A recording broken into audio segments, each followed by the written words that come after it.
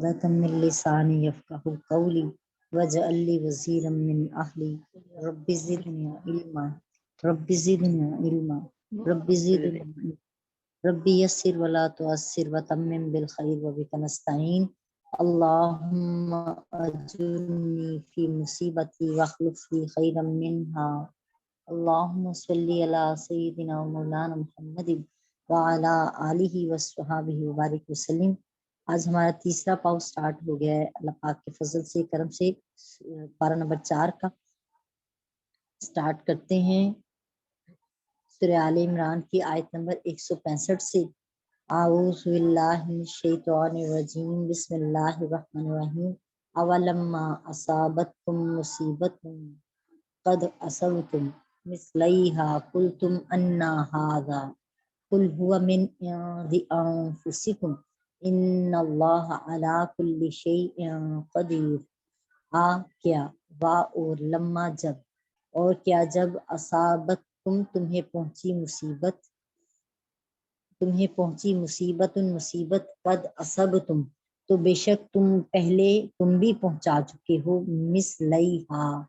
اس مصیبت سے دگنی مصیبت ان کو قل تم نے کہا انا کہاں سے آئی ہاذا یہ تکلیف یہ مصیبت کہاں سے آ گئی۔ قل فرما دیجئے نبی کریم علیہ السلام ان سے ہوا من عند انفسکم یہ تمہارے اپنے نفسوں سے آئی ہے۔ ان اللہ علی کل شیء قدیر بے شک اللہ تعالی ہر چیز پہ قادر ہے۔ وما اصابکم یوم التقى الجمعان فبإذن اللہ وليعلم المؤمنین اور جو بھی پہنچی تمہیں اس دن تکلیف جس دن دونوں گروہ آپس میں ملے تھے یعنی بھیڑے تھے یا جنگ ہوئی تھی، جنگ احد کی بات کی جا رہی ہے۔ فبإذن اللہ تو یہ اللہ کے حکم سے تھا، وَلِيَعْلَمَ الْمُؤْمِنِينَ اور یہ اس لیے بھی تھا، یہ جنگ اس لیے بھی ہوئی تاکہ مومنین کو ظاہر کر دیا جائے۔ وَلِيَعْلَمَ الَّذِينَ نَافَقُوا اور اس لیے بھی یہ جنگ ہوئی تاکہ ان لوگوں کو بھی ظاہر کر دیا جائے جنہوں نے منافقت کی۔ وَقِيلَ لَهُمْ تَعَالَوْا اور ان سے کہا گیا آؤ قاتلوا فی سبیل اللہ او اللہ تعالیٰ کی راہ میں لڑو، او ادفعوا یا اپنا دفاع کرو۔ قالوا تو ان منافقوں نے کہا لو نعلم قتالا لاتبعناکم اگر ہم سمجھتے کہ واقعی جنگ کسی ڈھنگ کی ہے تو ضرور تمہاری پیروی کرتے۔ ہم للکفر یومئذ اقرب منہم للایمان وہ اس دن ایمان کی نسبت کفر کے زیادہ قریب تھے۔ یقولون بافواہہم وہ اپنے منہ سے وہ کچھ کہتے ہیں ما لیس فی قلوبہم جو ان کے دلوں میں نہیں ہے۔ واللہ عالم بما یکتمون اور اللہ تعالیٰ خوب جانتا ہے جو وہ چھپاتے ہیں۔ الذین قالوا لاخوانہم وقعدوا لو اطاعونا ما قتلوا اور جو لوگ کہتے ہیں اپنے بھائیوں کے حوالے سے وقعدوا کہ بیٹھے رہیں، لو اطاعونا اور اگر وہ ہماری مانتے ہماری اطاعت کرتے ما قتلوا تو پھر قتل نہ کیے جاتے۔ قل فرما دیجئے نبی کریم علیہ السلام فدرؤ پھر ہٹا دینا دور کر دینا انفسکم اپنی جانوں سے موت کو ان کنتم صادقین اگر واقعی تم اس دعوے میں سچے ہو کہ وہ ہمارا کہنا مانتے تو قتل نہ کیے جاتے، تو پھر جب تمہاری موت آئے گی تو پھر اپنی ان موتوں کو روک لینا ہٹا لینا اگر واقعی تم سچے ہو۔ ان چار آیات پڑھی ہیں کیونکہ سب کا ٹاپک ایک ہی ہے، تفسیر کچھ اتنی زیادہ نہیں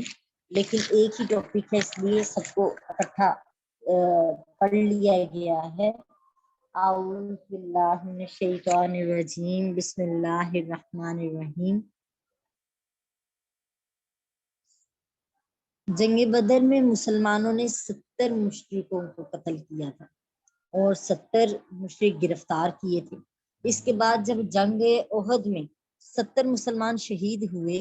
تو بعض مسلمان کہنے لگے ہم پر یہ مصیبت کیسے ٹوٹ پڑی،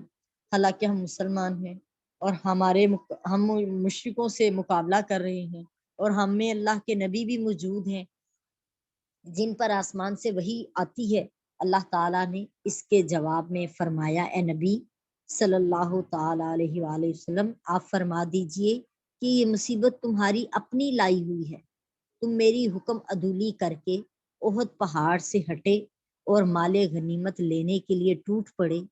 اور اللہ تعالیٰ تو ہر چیز پہ قادر ہے، وہ چاہے تو تمہاری اس کمی یعنی تمہاری اس غلطی پر درگزر کر دے، اور چاہے تو تمہیں سزا دے دے، وہ چاہے تو اپنے فضل اور احسان کے ساتھ معاملہ کرے، اور چاہے تو تم سے انتقام لے لے۔ جس طرح کفر اور اسلام کے دو لشکر مار کا آرا ہوئے، یعنی یہ دو لشکروں کی بات جنگ احد کے حوالے سے کہی جا رہی ہے۔ اس دن جو مسلمان شہید ہوئے اور جو مسلمان زخمی ہوئے وہ سب اللہ کی قضاء و قدر کے مطابق تھا، یعنی اللہ کی منشا و مرضی، اور اس کی حکمت تھی۔ اس کی حکمت یہ تھی کہ اللہ تعالیٰ نے مخلص مسلمانوں کو منافقوں سے الگ ظاہر کر دیا تھا، اور جن منافقوں نے اپنے نفاق پر ظاہری اسلام کا پردہ ڈالا ہوا تھا وہ پردہ بھی اس دن اٹھ گیا اور ان کا یہ منافقت ظاہر کر دی گئی۔ عبداللہ بن ابی جو منافقوں کا سردار تھا اور اس کے 300 ساتھی جو جنگ احد کے دن نبی کریم علیہ السلام کی مدد سے انحراف کر کے یعنی بدل گئے، اس موقع پہ آ کے میدان میں آئے اور آ کر پھر ابھی پہنچے نہیں تھے اور پلٹ گئے، تو اس طرح اسلام کے لشکر سے نکل گئے۔ ان کے پیچھے حضرت جابر کے والد عبداللہ بن عمرو گئے اور ان سے کہا اللہ سے ڈرو اور اپنے نبی کا ساتھ نہ چھوڑو، اللہ کی راہ میں جنگ کرو، کم از کم اپنے شہر کا دفاع کرو۔ تو عبداللہ بن ابی نے کہا میرے خیال میں جنگ تو کسی ڈھنگ کی نہیں، اور اگر ہمیں نظر آتا کہ یقیناً جنگ کسی ڈھنگ کی ہوگی تو ہم ضرور تمہارے ساتھ رہتے۔ جب حضرت عبداللہ ان سے مایوس ہو گئے تو انہوں نے کہا اے اللہ کے دشمنوں جاؤ، ان قریب اللہ اپنے نبی کو تم سے مستغنی کر دے گا، یعنی لاپرواہ کر دے گا، اللہ پاک اپنے نبی کی مدد فرمائے گا۔ پھر وہ جو کہ حضرت جابر کے والد تھے وہ نبی کریم علیہ السلام کے ساتھ گئے اور پھر اس جنگ میں شہید ہوئے۔ اللہ تعالیٰ نے ان منافقوں کا پردہ چاک کر دیا، اور جو لوگ ان کو مسلمان سمجھتے تھے ان پر ان کی منافقت ظاہر ہوگی کہ یہ مسلمانوں کے ساتھ سچے نہیں ہیں اور ان کا ایمان سچا اور درست نہیں ہے۔ جس دن ان کا حال ظاہر ہو گیا اس دن وہ ایمان کی نسبت کفر کے زیادہ قریب تھے۔ یہ منافق اپنی زبانوں سے ایمان کو ظاہر کرتے تھے اور اپنے دل میں اپنے کفر کو چھپاتے تھے۔ یہ منافق یعنی عبداللہ بن ابی اور ان کے ساتھی جو جہاد میں شامل نہیں ہوئے تھے اور شہر میں بیٹھے رہے تھے، ان کے نسبی بھائی جن کا تعلق قبیلہ خزرج سے تھا، جب جنگ احد میں شہید ہو گئے ان کے متعلق ان منافقوں کو کہا کہ اگر ہماری یہ پڑوسی بھائی جو تھے جو مدینے میں رہتے تھے اگر ہماری مانتے اور مدینے میں ہی بیٹھے رہتے تو قتل نہ کیے جاتے۔